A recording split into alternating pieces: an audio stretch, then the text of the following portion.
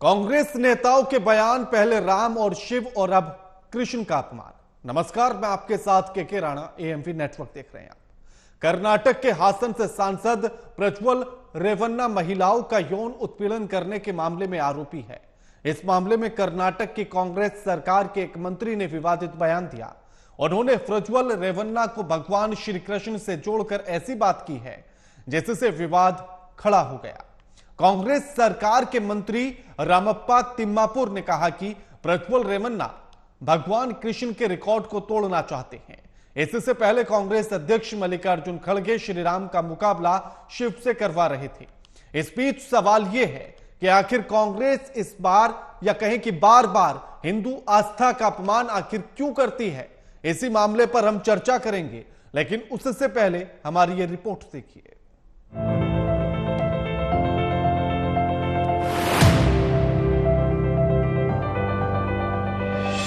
भगवान श्री कृष्ण और राधा का अलौकिक प्रेम जग जाहिर है। आज भी लोग उनके पवित्र प्रेम की मिसाल देते हैं। पुराणों में उल्लेख है कि एक दानव भूमासुर ने अमर होने के लिए 16,000 कन्याओं की बलि देने का निश्चय कर लिया था। श्री कृष्ण ने इन कन्याओं को कारावास से मुक्त कराया। दुनिया को भगवान श्री कृष्ण ने प्रेम का सच्चा पाठ पढ़ाया है और कांग्रेस के एक मंत्री भगवान की तुलना वैसे व्यक्ति से करते हैं जिसने वस्त्र की तरह महिलाओं को बदला हो। कर्नाटक की कांग्रेस सरकार के एक मंत्री रामप्पा तिम्मापुर ने यौन शोषण और सेक्स वीडियो के आरोपित निलंबित जेडीएस सांसद प्रज्वल रेवन्ना की तुलना हिंदू देवता श्री कृष्ण से कर दी। कांग्रेस नेता का कहना है कि प्रज्वल रेवन्ना भगवान कृष्ण का रिकॉर्ड तोड़ना चाहते हैं। इससे पहले कांग्रेस अध्यक्ष मल्लिकार्जुन खड़गे श्री राम का मुकाबला शिव से करवा रहे थे। कर्नाटक सरकार में मंत्री रामप्पा तिम्मापुर ने कहा कि हमने आज एक ऐसे देश में ऐसा घृणित विचार नहीं देखा है जो शायद प्रज्वल कोई गिनीज वर्ल्ड रिकॉर्ड बनाना चाहते हो। महिलाएं श्री कृष्ण के साथ निष्ठा के कारण रहती थी, लेकिन ऐसा नहीं लगता है प्रज्वल रेवन्ना उनका ही रिकॉर्ड तोड़ना चाहते हैं। रामप्पा तिम्मापुर ने यहाँ महिलाओं को धमकाने, उन्हें प्रताड़ित करने और उनका यौन शोषण करने वाले आरोपित सांसद प्रज्वल रेवन्ना की तुलना भगवान कृष्ण से की। कांग्रेस नेता का इशारा संभवतः भगवान कृष्ण से संबंधित उस कहानी से था जिसमें कहा जाता है कि उनके 16,000 रानियां थी। यहाँ मंत्री ये कहने की कोशिश थी कि हिंदुओं के लिए आराध्य श्री कृष्ण यौन शोषण जैसे घृणित कृत्य में लिप्त थे और उनका उन्होंने रिकॉर्ड बनाया था। इसी रिकॉर्ड को यौन शोषण आरोपित सांसद प्रज्वल रेवन्ना तोड़ना चाहता था। उनके इस बयान पर ही कांग्रेस पार्टी ने कोई रिएक्शन भी नहीं दिया और न ही सिद्धारमैया सरकार ने उन पर कोई कार्रवाई की।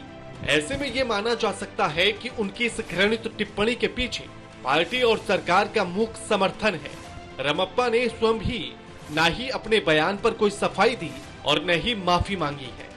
आपको बता दें कि ये पहली बार नहीं है कि कांग्रेस नेता ने देवी देवताओं का अपमान किया हो। कांग्रेस अध्यक्ष मल्लिकार्जुन खड़गे ने लोकसभा प्रचार के लिए आयोजित एक जनसभा में कहा था कि इनका भी नाम शिव है, ये बराबर में राम का मुकाबला कर सकते हैं क्योंकि ये शिव है। मेरा नाम भी मल्लिकार्जुन है, यानी कि मैं भी शिव हूँ। इस दौरान उन्होंने भी ध्यान दिलाया कि आंध्र प्रदेश में श्री शैलम में मल्लिकार्जुन नाम से एक ज्योतिर्लिंग है। अपने आप को भगवान समझने वाले कांग्रेस भूल गई कि भगवान सबके आराध्य हैं। इस दौरान मल्लिकार्जुन खड़गे भूल गए कि राम और शिव का मुकाबला कराने की बात कहकर उन्होंने हिंदू समाज की भावनाओं को ठेस पहुंचाया। वो हिंदू समाज जिसने कभी राम और शिव को अलग अलग करके देखा ही नहीं। Bureau report, AMV network.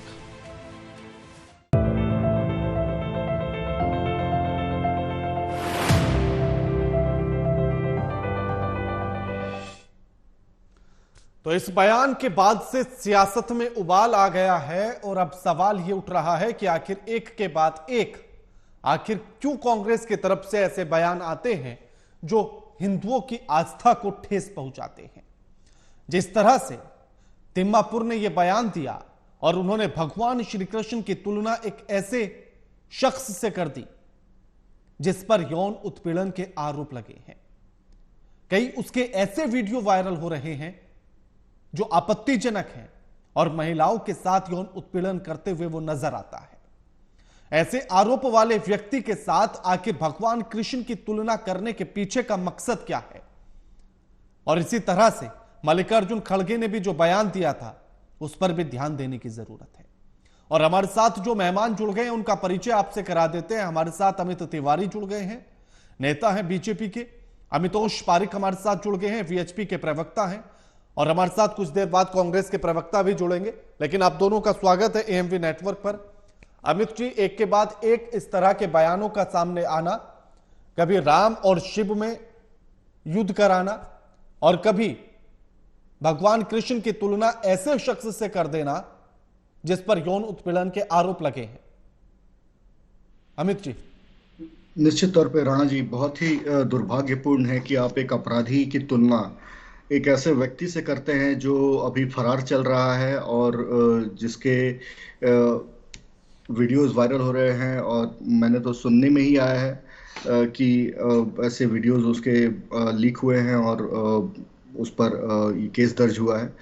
पर जिस तरीके से डील डॉल की रणनीति अपनाते हुए वहाँ की कर्नाटक की सरकार ने इस पूरे मुद्दे पर कार्रवाई नहीं की पहले, और फिर वो फरार हो गया और अब भाजपा पे इल्जाम लगा रही है, तो ये सारा का सारा चीज दिखलाता है कि किस तरीके से कांग्रेस जिस जिस प्रदेश में जाती है वहाँ की कानून व्यवस्था चरमरा जाती है। ये इसका एक चीता जागता सबूत है। अभी कुछ दिन पहले ही हमने देखा था कि दिन दहाड़े एक युवती की चाकुओं से गोद गोद कर हत्या हो जाती है कॉलेज के परिसर में।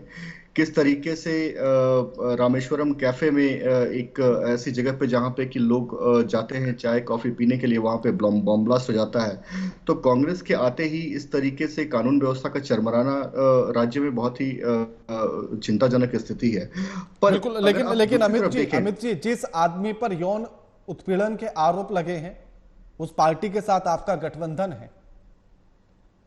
नहीं, निश्चित तौर पे उस पार्टी के साथ हमारा गठबंधन है। प्रत्याशी पर क्या कहेंगे आप? निश्चित तौर पे उस पार्टी के साथ हमारा गठबंधन है और हमने चुनाव भी लड़ा है और अभी इलेक्शंस भी कर्नाटक में सेकेंड फेज के होने हैं। देखिए, पर जिस तरीके से वो हमारा प्रत्याशी नहीं है, वो जिस दल का प्रत्याशी है उस दल ने ही उसको अपने दल से निकाल दिया है, पहली चीज।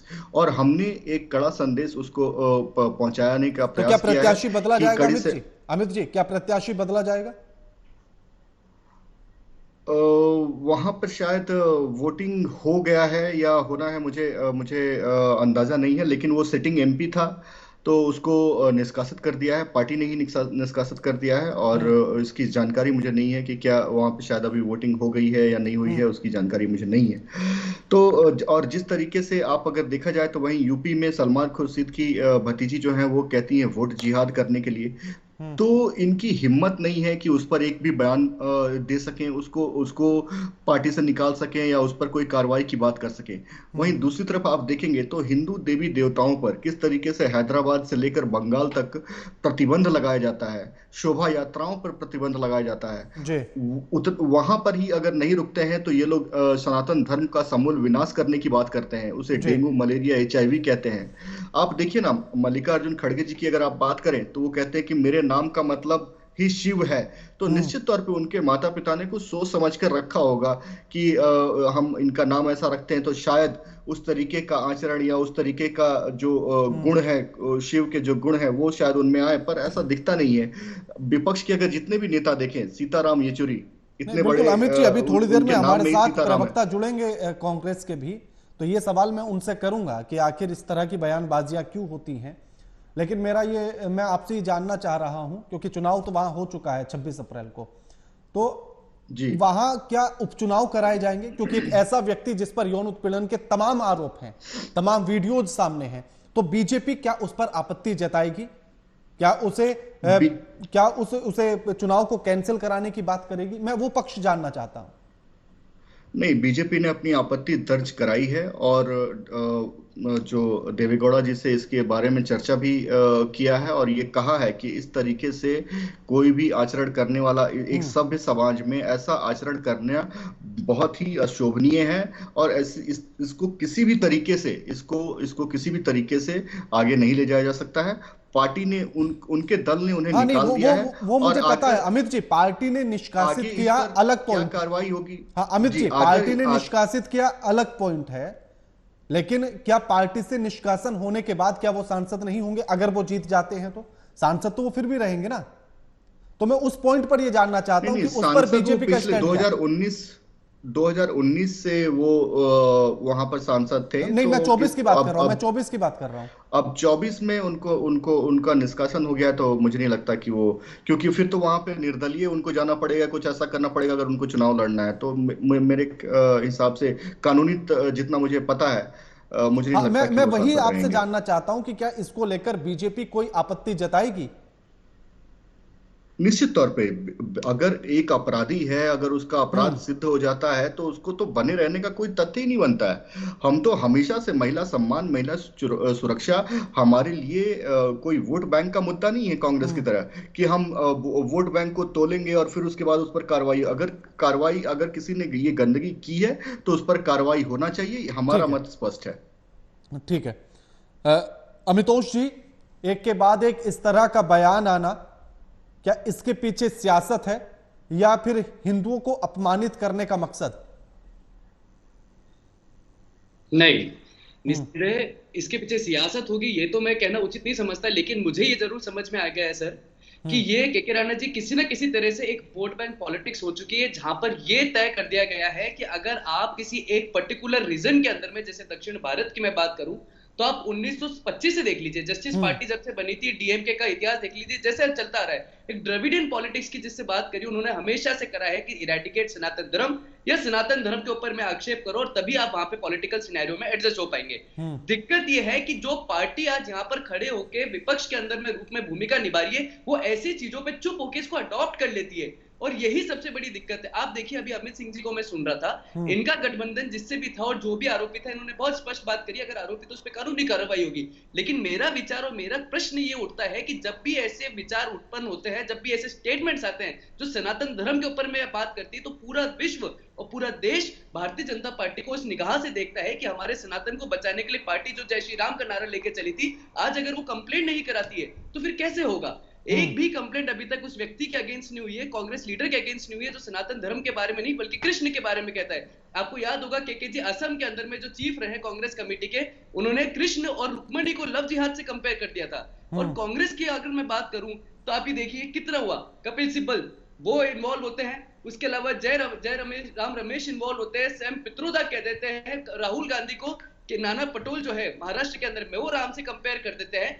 अगर सिर्फ कांग्रेस पार्टी छोड़ दीजिए, डीएमके के आपको पता है कितनी कॉन्फ्रेंसेस हुई है और किस तरह से बात हुई है, ये भी मैं छोड़ देता हूं, तो देश के अंदर में कॉलेज यूनिवर्सिटी देख लीजिए जो नाटक करा रहे हैं, जिसमें सीताराम फूले यूनिवर्सिटी की बात कर लीजिए, पुणे में बात कर लीजिए, अलीगढ़ मुस्लिम यूनिवर्सिटी बात कर लीजिए, ओपी जिंदल यूनिवर्सिटी बात कर लीजिए, जहां पर नाटक ऐसे करे जाते हैं, जहां पे किस तरह से सनातन धर्म का अपमान किया जाता है। चलिए ये भी अगर मैं छोड़ता हूं तो कॉमेडियन की बात कर लेते हैं, मनोहर फारूकी जिस तरह से राम और सीता का मजाक बनाते हैं, तब भी हम चुप होकर सिर्फ ये बात कर लेते हैं। मुझे लगता है कि सिर्फ पॉलिटिकल से बाहर उठ के हमें यह देखना चाहिए कि जो सो कॉल्ड लिबरल जो पॉलिटिक्स के अंदर आ चुके हैं या जिनका समर्थन लोग कर चुके हैं, उनके ऊपर में कड़ी कार्रवाई हर उस व्यक्ति को करनी चाहिए जो सनातन धर्म को अपना धर्म मानता है। ठीक है, चेतन गोनाइक भी हमारे साथ जुड़ गए हैं, कांग्रेस के प्रवक्ता हैं। स्वागत है चेतन जी आपका भी। लेकिन एक के बाद एक जिस तरह का बयान आ रहा है और जिस तरह से तिम्मापुर ने यह बयान दिया और रेवन्ना के साथ भगवान कृष्ण की तुलना करना, क्या जायज है? राणा साहब, नाम सही करा दीजिएगा, अमित तिवारी। अच्छा हाँ ठीक है, एक बार जरा अमित तिवारी जी का नाम ठीक कर दीजिए। चेतन जी, सवाल आपसे।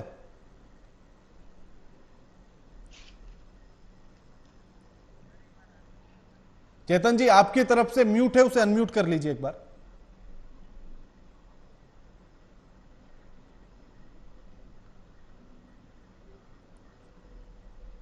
चेतन जी, आवाज आ रही है आपको मेरी? लगता है उनसे संपर्क टूट गया है।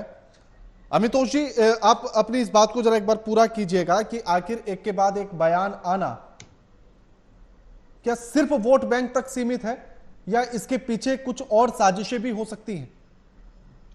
नहीं के सर, आप देखिए अभी कुछ दिनों पहले क्या हुआ, सपा के नेता ने ये बोलते हैं कि हमें वोट के लिए जिहाद करना है। उससे पहले क्या होता है कि कांग्रेस के ही लीडर आते हैं जो ये राम सेतु के ऊपर में भी एफिडेविट मांग देते हैं, भगवान राम को मिथ बता देते हैं। उसके अलावा नाना पटोले उनको राहुल गांधी को राम से कंपेयर कर देते हैं। के सुधाकरण जो केरला प्रदेश कांग्रेस कमेटी के चीफ रहे, वो ये बोल देते हैं कि पुष्पक विमान से आते हुए किस तरह से लक्ष्मण और राम की बात को मॉक कर देते हैं। ये वही राहुल गांधी है जो अलग कमार की भूमिका निभाते कहते हैं कि मंदिरों में बलात्कार होता है। आप देखिए ना कि किस तरह से भारत को तोड़ने की बात करी गई है, क्यों करी गई है। और मैं किससे पूरी आपको चुनौती पूर्वक की बात करता हूँ और भरोसेमंद की बात करता हूँ कि कांग्रेस कमेटी और कांग्रेस का हमेशा से एक विचार रहा है दक्षिण में, जिन्होंने एक पॉलिटिक्स की बात करी कि India is not a nation, it's A union of Nations. और ये किसकी फिलॉसफी थी? ये मार्क्स फिलॉसफी थी। और मार्क्स फिलॉसफी पे जब आप जाएंगे के सर, तो उन्होंने कहा था किसी भी राष्ट्र को खत्म करना है तो उसके कल्चर, सभ्यता, संस्कृति को खत्म कर दिया जाए और उसी पॉलिटिक्स को लेते हुए आगे बढ़े। देश और दुखदा इस बात की है कि हम दूसरों से तो लड़ लेंगे, हम विरोधियों से लड़ लेंगे, हम आक्रामकताओं से लड़े हुए हैं, लेकिन दिक्कत और पीड़ा इस बात की होती है कि सर जब अपने ही धर्म के लोग जब अपने ही अंदर लड़ाई करते हैं एक वोट बैंक पॉलिटिक्स के लिए और हम चुप्पी धारण कर लेते हैं, वो सबसे बड़ी पीड़ा की बात है। जी चेतन जी, आवाज आ रही है आपको? चेतन जी को आएगी नहीं ना, अब्राहमिक रिलीजन की बात नहीं हो रही सर। चेतन जी सुन पा रहे हैं? टेक्निकल टीम एक बार देखिएगा, शायद उनको आवाज नहीं जा रही है या उनकी आवाज हम तक नहीं आ रही है।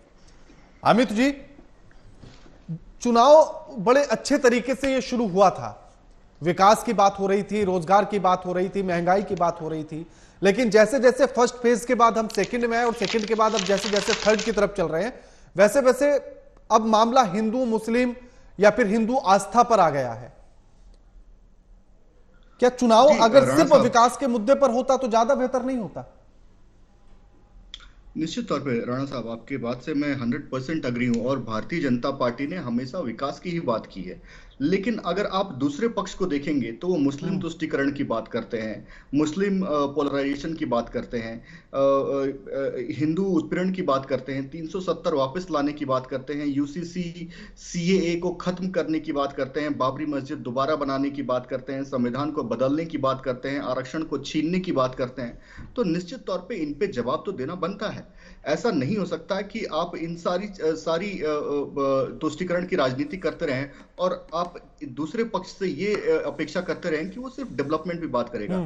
हमने जब कहा कि हमने 4 करोड़ घर बनाए हैं तो निश्चित तौर पे वो बिना जाति धर्म जात पात देखते हुए किया है।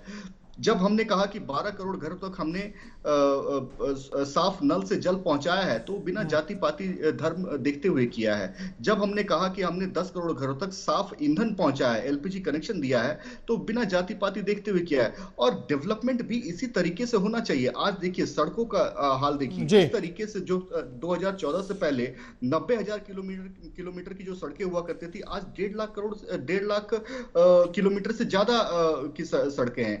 जिस तरीके से जल मार्ग पहले 0 थे, आज 111 हैं। जिस तरीके से एयरपोर्ट्स आप देखेंगे, पहले 75 थे पिछले 2014 से पहले, आज 150 से ज्यादा हैं। तो निश्चित तौर पे जब विकास आज देखेंगे, अगर सबसे ऊंचा अगर मोटरेबल रोड है तो वो आज भारत में है, सबसे ऊंची प्रतिमा है वो भारत में है। अमित जी, मैं लौटता हूं, चेतन जी जुड़ गए हमारे साथ, चेतन जी को भी चर्चा में शामिल कर लें।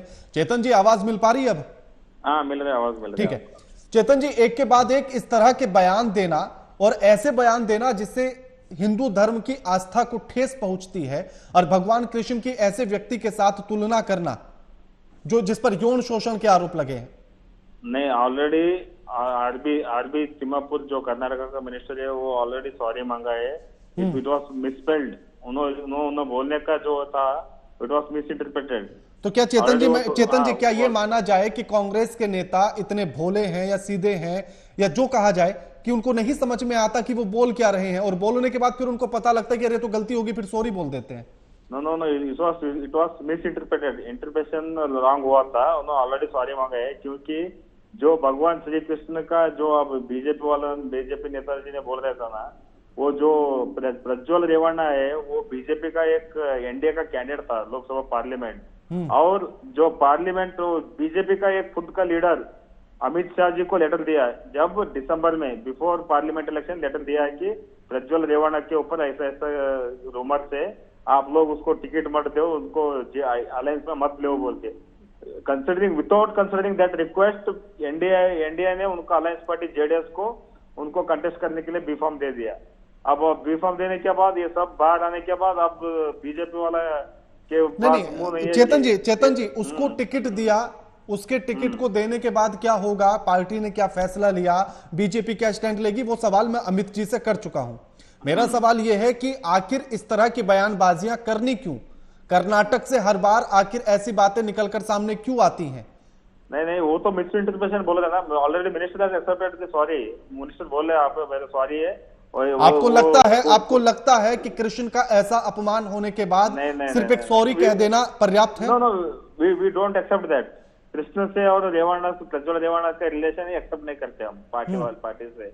Minister already accepted, he has pardon this. तो क्या कांग्रेस पार्टी कोई कार्रवाई करेगी तिम्मापुर पर? हाँ, नो ऑलरेडी कार्रवाई नहीं, minister has already seek the sorry. वो मिस इंटरप्रिटेशन है, it has been misinterpreted. आपको लगता है चेतन जी कि सिर्फ एक सॉरी पर्याप्त है? नहीं, वो मिस इंटरप्रिटेशन हुआ था। Minister already has been, party president has been spoken in call, क्या है रीजन बोल के एक्सप्लेनेशन ले रहे हैं हम पार्टी से। We are taking explanation from minister. उसके बाद कोई एक्शन होगा? After explanation will see what is this लेकिन, because we are according to footage we can clearly tell it is a misinterpretation. ठीक है, इसका अवमान नहीं है इधर। ठीक है। अमितोष जी, उनका कहना है कि उन्होंने सॉरी बोल दिया है, अब हम स्पष्टीकरण मांग रहे हैं, फिर देखेंगे। के सर, यही मैंने पुनः कहा था कि इतना लिबरल हो चुका है, इतना लिबरल सनातन धर्म को टारगेट बना चुके हैं कि कह दो और सॉरी बोल दो। और मैं आपके माध्यम से आज कहता हूं, एक भी कांग्रेस लीडर का बयान दिखा दीजिए जो किसी भी अब्राहिम रिलीजन के ऊपर में टिप्पणी करता हुआ पाया गया हो। ऐसा तो नहीं है ना? क्या होता सर, तन से जुदा की बातें हो जाती है, इसलिए वहां नहीं करते क्योंकि उनका वोट बैंक है, इसलिए वहां नहीं करते। सनातन धर्म के ऊपर में टिप्पणी कर दो, आक्षेप करा दो, सॉरी बोल दिया। अब मैं आपको बताता हूं, जो चेतन जी कह रहे हैं ना, ये आज ही मैं प्रूव कर देता हूं कि आज तक पूर्व में कांग्रेस नेताओं के कितने बयान है के सर, जिनमें आज तक कोई कार्रवाई नहीं हुई। के सुधाकरण पे कोई कार्रवाई नहीं हुई, नाना पटोल महाराष्ट्र पे कोई कार्रवाई नहीं हुई, कपिल सिब्बल कोई कार्रवाई नहीं हुई। इन्हीं की छत्तीसगढ़ की मेयर ने कहा था कि आई डोंट बिलीव इन सनातन धर्म, इसलिए कन्वर्शन के इवेंट में शामिल हो गई थी, कोई कार्रवाई नहीं हुई। इन्हीं की ही पार्टी के एमएलए ने कहा था, राकेश सिंह ने, कि Congress is an anti Hindu party which doesn't allow me to do puja. कोई कार्रवाई उसके बाद के ऊपर लेते हुए कांग्रेस पार्टी ने कोई स्टेटमेंट नहीं दिया। क्या होता है, कार्रवाई वहां होती है जहां पर किसी अब्राहमिक रिलीजन के ऊपर में आप बात कर दो, जैसे वोट जिहाद के मार्ग में खड़े होते हैं। आप किसी मस्जिद की बात कर दो तो ये आ जाते हैं, आप किसी तरह के सीए की देश की बात कर दो तो ये आ जाते हैं, समान संविधा की बात कर दो तो ये आ जाते हैं। इसीलिए ही मैंने कहा, आप भी यही हैं, मैं भी यही हूं, अमित जी भी और चेतन जी भी और देश भी यही देख लेगा आपके माध्यम से। इस डिबेट को आप फिर देखिएगा, अगर आज के बाद उस पर कोई कार्रवाई हो जाए तो ये बता दे, कोई कार्रवाई नहीं होगी। कब हुई है और किसमें हुई है, नहीं हुई। कोई अब्राहमिक रिलीजन पे बोला गया, नहीं बोला गया। तो इसलिए सनातन धर्म को लिबरल बना दिया गया है, द्रविड पॉलिटिक्स के ऊपर लेते हुए साउथ इंडिया के अंदर में, दक्षिण भारत में इसको ला दिया गया है। असम के अंदर में कांग्रेस चीफ ने कह दिया था लव जिहाद से, क्या हुआ, कोई कार्रवाई हुई, नहीं हुई। यही कांग्रेस की विचारधारा है, एंटी हिंदू पॉलिसी, मुस्लिम अपीसमेंट पॉलिसी। तो क्या चेतन जी, वोट बैंक के लिए ये सब कुछ जायज है? नहीं, वोट बैंक का प्रश्न ही नहीं आता ना। जब बीजेपी को जो करंट का देश का मुद्दा है, inflation, price rise, petrol rise और नेशनल सिक्योरिटी, जो लद्दाख में जो क्या हो रहा है, अरुणाचल प्रदेश में क्या हो रहा है, और आज का जो प्राइस राइज है और डॉलर चेतन जी, महंगाई बेरोजगारी से राम या कृष्ण के अपमान का क्या लेना देना? ये मुद्दा छोड़कर डाइवर्ट कर ये नहीं, मुद्दा तो आपने दिया ना, बयान आपके नेता ने दिया। ऑलरेडी एक्सेप्टेड, सॉरी बोल रहे ना, उन्होंने पार्डन पूछे ऑलरेडी। अगर आपके नेता को इतनी ही चिंता थी तो वो फिर देते ना बयान महंगाई पर और बेरोजगारी पर। उन्होंने बोले, उनका बोलने का मतलब वो नहीं है। अच्छा, क्या था मतलब, आप बता दीजिए, मैं डिबेट रोक दूंगा, आप मतलब बता दीजिए मुझे। टोटली मिस सिचुएशन हुआ है। हाँ, तो चेतन जी आप बता दीजिए ना, सही मतलब उनका क्या था वो तो बता दीजिए। वही बोले ना, मेरा बोलने का मतलब ऐसा नहीं है था, वो सॉरी ऐसा वो कॉन्टेक्स्ट में नहीं। चेतन जी, मतलब कैसा था मैं वो जानना चाहता हूँ। वो बोल रहे हैं, मैं बोल रहा हूँ ना, वो कॉन्टेक्स्ट में मैं नहीं बोलना था, फिर भी वो भाई मिसपेल आ गया। मैं पार्डन पार्टी सब लोग को पार्डन सिखूं बोल के ऑलरेडी बोल दिया है। चेतन जी देखिए मेरे दर्शक भी यही चाहते हैं, मैं भी यही चाहता हूं कि आखिर उनके बोलने का मतलब क्या था, मैं उस मतलब को समझना चाहता हूं। हो सकता है अमित जी ने गलत मतलब निकाल लिया हो, अमितोष जी ने गलत निकाल लिया हो, दर्शक कुछ और मतलब निकाल ले, तो मैं चाहता हूं कि आप सही मतलब बता दें कि आखिर मतलब क्या था। नो क्या बोल रहे थे, उनका मतलब है जो श्री कृष्ण था उनका सखी जो था वो धर्म से और प्यार से आते थे, वो कॉन्टेक्स्ट में श्री कृष्ण के बारे में मैं बोल रहे थे। लेकिन ये प्रज्वल रेवण इतना ये किया बोल के वो बाद में एक्सप्लेनेशन दिया। वो प्रज्वल रेवण पूरा मैंने इंसल्ट टू द सोसाइटी बोल के बाद में एक्सप्लेनेशन दिया। वो महिलाओं के यौन उत्पीड़न को लेकर प्रज्वल भगवान, हाँ सुन लीजिए ना, महिलाओं के उत्पीड़न को लेकर प्रज्वल रेवन्ना कृष्ण के रिकॉर्ड को तोड़ना चाहते हैं। नहीं इसका मतलब क्या है? इट वॉज रॉन्ग कोरिलेशन बोल के ऑलरेडी मिनिस्टर एक्सेप्ट किया। पार्टी में एक्सप्लेनेशन पूछ रहा, हमारा पीसीसी प्रेसिडेंट ने एक्सप्लेनेशन मिनिस्टर से पूछ रहा है। तो कार्रवाई क्या होगी ये तो बताइए ना आप। क्या बोल रहे हैं ये, खुद को समझ ही नहीं आ रहा है क्या सिस्टम है इनका। क्योंकि वो खुद कंफ्यूज है, वो बड़े मुश्किल में है कि पार्टी लाइन से हटकर आखिर बात कैसे करें। अमित जी, आखिर इस तरह की बयानबाजी के पीछे क्या एक कारण ये भी है कि हमने अपने बच्चों को हिंदू धर्म के ग्रंथों को उतनी मजबूती से नहीं पढ़ाया, नहीं समझाया, इसीलिए किसी की भी बातों को समझने में, उस पर रिएक्ट करने में देरी करते हैं? नहीं राणा साहब, देखिए कितना आसान है कि सनातन के बारे में, हिंदू देवी देवताओं के बारे में, हिंदू शोभा यात्राओं के बारे में कुछ भी आप बोल दीजिए और आसानी से सॉरी बोलकर निकल जाइए। कितना आसान है। यही अगर किसी और धर्म के बारे में होता तो किस तरीके से सरतन के जुदा नारे गूंजने लगते। और हमने ये पूर्व में भी देखा है किस तरीके से जो भारतीय जनता पार्टी की पूर्व की प्रवक्ता थी उनको किस तरीके से इसका सामना करना पड़ा। किस तरीके से आप देखिए तो सरतन से जुदा नारे को भी ये जस्टिफाई करते हैं। वो उसका भी ये खंडन नहीं करते हैं, वो उसको जस्टिफाई करने में ये सारे गठबंधन गठबंधन के लोग लग जाते हैं। तो निश्चित तौर पे आज देखिए ओवैसी क्या कहते हैं कि जुम्मे के दिन नमाज है, हमें शैतान को हराना है। और शैतान कौन है? उन्होंने माधवी लता को शैतान बताते। एक नारी को आप शैतान बनाकर वहां पे प्रेजेंट करते हैं और उसको कहते हैं कि आप फिर वोट जिहाद की बात करते हैं, आप अतीक और मुख्तार को शहीद बताते हैं। ये किस तरीके की चर्चा वो एक समाज बनाना चाहते हैं, मैं तो हैरान हूं। और निश्चित तौर पे इसकी प्रतिक्रिया देश भर से आ रही है। उस पर एफआईआर उस व्यक्ति पर करवाया जाएगा, अगर नहीं हुआ होगा तो निश्चित तौर पे देश की जनता वोट के माध्यम से उसका जवाब देगी। ठीक है, शुक्रिया आप तीनों मेहमानों का हमारे साथ इस चर्चा में जुड़ने के लिए और ये तमाम बातचीत करने के लिए। लेकिन जिस तरह के बयान राम को लेकर या कृष्ण को लेकर सामने आते हैं, ऐसे में जो बयान देते हैं उन्हें पहले कृष्ण और राम के चरित्र को पढ़ने की जरूरत है, उन्हें समझने की जरूरत है। लेकिन क्या इसके पीछे का मकसद सिर्फ राजनीति है और वोट बैंक को मजबूत करना है? अगर ऐसा है तो राजनीति का यह बेहद गिरता हुआ स्तर है। लगातार खबरों के लिए देखते रहिए एएमपी नेटवर्क। नमस्कार।